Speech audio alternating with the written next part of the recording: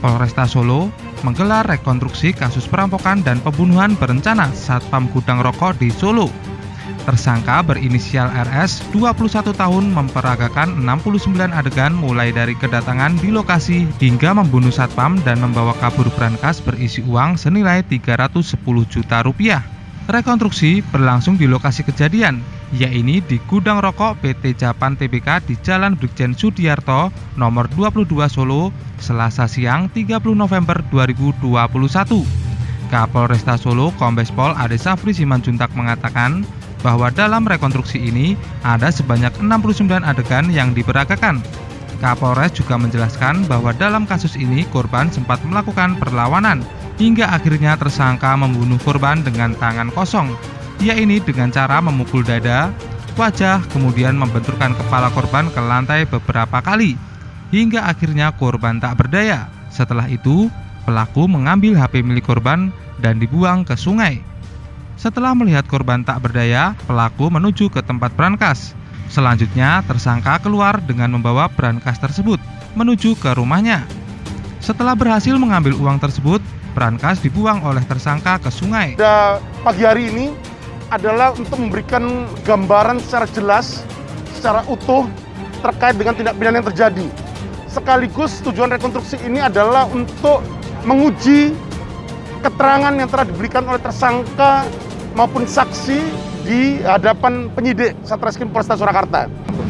Ada 69 adegan yang dilakukan oleh tersangka pada saat kegiatan rekonstruksi ini berlangsung, di mana dari rekonstruksi yang dilakukan ini tersangka melakukan tindak pidana penganiayaan ataupun kekerasan terhadap korbannya dengan menggunakan tangan kosong. Itu melakukan pukulan di arah dada korbannya, kemudian ke arah kepala berkali-kali, dan kemudian memegang rambut daripada korbannya dan kemudian membentur-benturkan ke lantai, membentur-benturkan kepala korban ke lantai, hingga kemudian korbannya tidak berdaya. Setelah melakukan aksinya tersebut, kemudian tersangka RSMM alias S kemudian masuk ke ruang brankas kantor dari PT Japan Tbk Indonesia.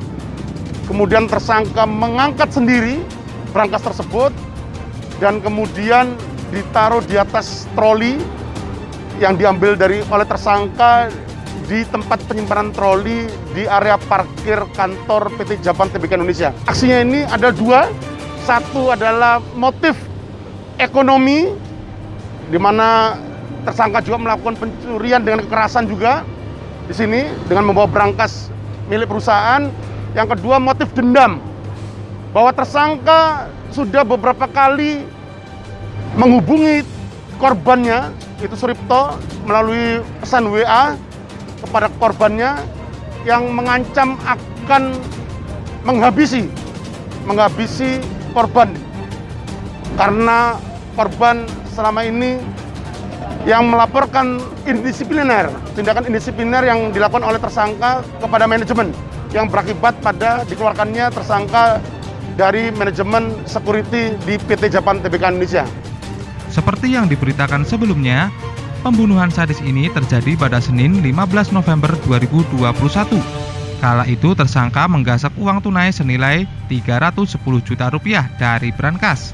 Sedangkan brankas penyimpanan uang tersebut dibuang oleh tersangka ke Sungai Tekil, Wonogiri.